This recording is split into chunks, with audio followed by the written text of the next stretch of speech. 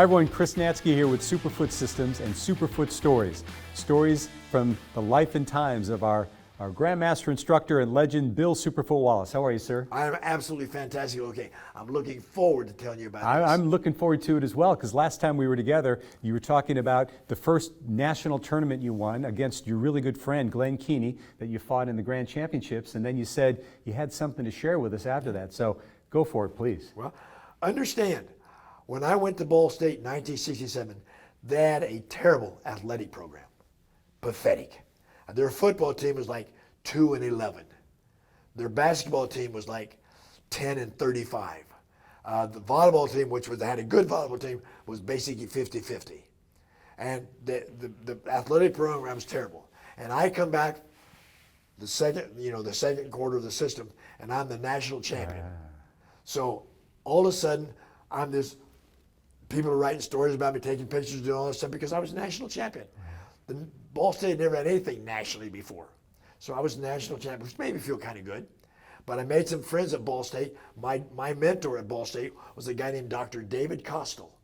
He wanted to find out how a guy like me, 5'8", 145, 150 pounds, could be fast and be a good kicker and be effective as a fighter. Right.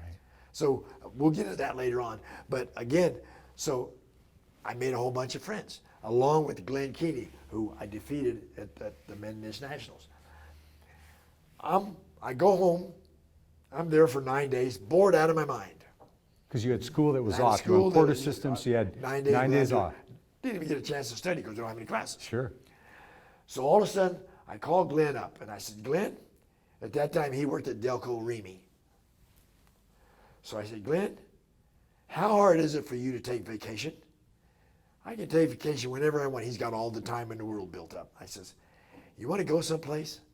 Where? I says, why don't we take off from Anderson, Indiana, go as far as we can in 4 days, stopping every night at a different karate school, turn around after those 4 days, come back a different route. End up, I drop you off in Anderson, I go home, change clothes, get ready to go, I come back to class, and we'll do that. You just want to try it? And he said, sure, we'll try it. This was like April, 1967. We started from Anderson, Indiana, drove to Kansas City. From Kansas City, we drove to Denver, Colorado. Wow. Remember a guy named Depew? Okay, he was a kung fu guy. Okay. But anyway, drove all the way to Anderson to Denver, Colorado.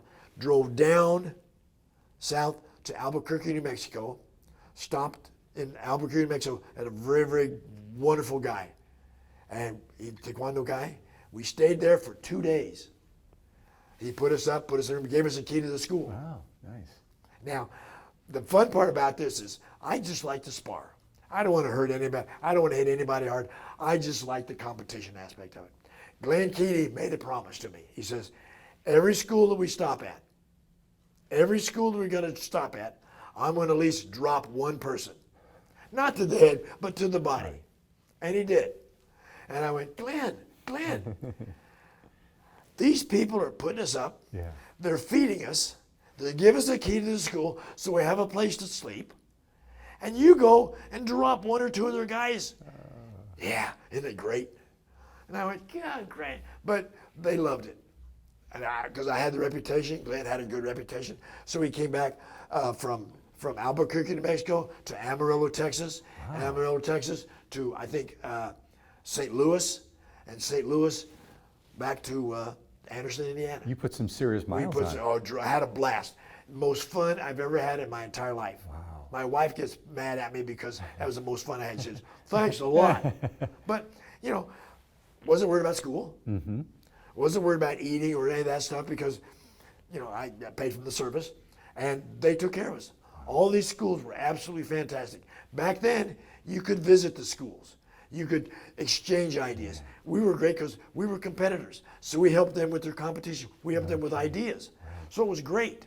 Had a blast. For 4 years, we did that. You did that. Wow, wow. And I would imagine you almost learned more doing that than in tournaments. From different people. Yeah. Because back then, 2 points and it's over. Right, exactly. Back in 67, 68, and 70, 2 points, the match is over. Wow. So you didn't really get a chance because if he scored on you, he comes right back and your match is done. So we played, and for 4 years we did that. Went all over the place. We go down south to tournaments. We go to Dallas at tournaments. The most fun I ever had in my life. My best friend, and my condolences to his family, but December he died. He did. Wow, what great memories, though. We I mean, have I some can't memories. imagine during that time anyone was doing anything close to that. Oh no, not at all, not at all. Wow. And understand this, Glenn promoted my final retirement fight That's right. in Anderson, Indiana, at a high school called the Wigwam that holds 15,000 spectators. It was the biggest high school gym in the country at that time. It was live CBS Sports Spectacular That's right. in a high school gym, and it was packed full. It was packed. Very and I good. even had fun. That's right. That's right. Well, great story, sir. So I'll tell you what. Here, let's wrap it up here because I'd just like to. Next time we come together, I'd love to hear a little bit about your time when you were a point competitor, some of your top matches, the top people that you spent some time in the ring with, Good. and we'll get into that. So thanks so much for listening, everyone. And this is Chris Natsky from Superfoot Systems, and we'll see you next time on Superfoot Stories.